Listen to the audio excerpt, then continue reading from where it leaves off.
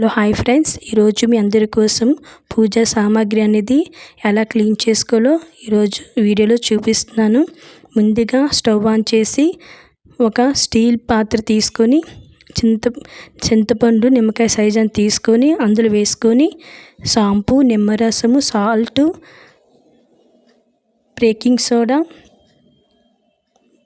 ఉప్పు వేసుకొని మనము ఒక 5 మినిట్స్ అనేది స్టవ్ మీద పెట్టుకొని మరిగించుకోవాలి. గోరువెచ్చగా ఉంటుండగా ఆఫ్ చేయాలి. ఆ తర్వాత ఇలా ఒక చెంబు తీసుకొని నీటిలో వేసుకోవాలి. ఆ తర్వాత పూజ సామాన్లన్నీ ఇలా వేసుకోవాలి. అప్పుడు అవన్నీ క్లీన్ అవుతాయి. ఆ తర్వాత నిమ్మకాయ తీసుకొని సబీనా తీసుకొని అలా స్క్రబ్ చేసుకోవాలి వీడియోలో చూపిస్తున్నట్టుగా.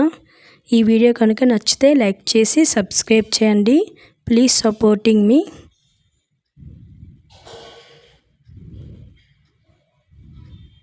చూసారా, నిమ్మకాయ సబీనా పెట్టి క్లీన్ చేస్తే ఎంత